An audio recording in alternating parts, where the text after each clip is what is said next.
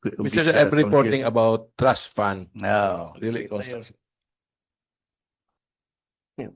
my esteemed colleagues, our friends from the media, distinguished guests, and to our honorable presiding Mr. Honorable Chair, Attorney Cabanlas, Edgar Cabanlas.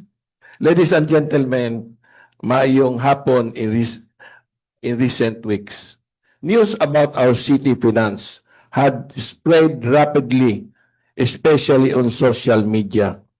Misinformation, disinformation, and malinformation have clearly targeted Mayor Rolando Clarix Uy.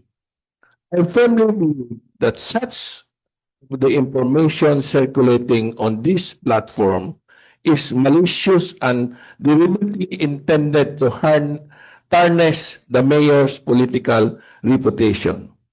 As chairman of the Committee on Finance and Appropriation, and in this attack on our city finance, I considered it my duty to seek clarification from our local finance committee regarding the true status of our financial standing.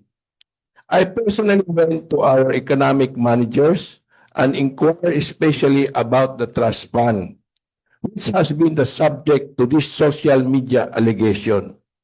To further validate the information, I also made inquiries with Dam Bank, where I was informed that the trust fund remains intact. In fact, it currently amounts to 305,088,920 and 73 centavos. In view of this, Mr. Chair, I agree the public to exercise due diligence in verifying news report, particularly those found on social media where the presence of troll accounts is evidence. On my personal notes, I would also like to appeal to our media partners and social media advocate to practice prudence and uphold objectively at all times in order to prevent the spread of misleading information to the public. Thank you. I have the original certification from Land Bank, but it is highly confidential.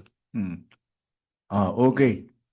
So I think the special report of Councilor Yan Labim is more on clarificatory to correct the public, some public opinion or impression that these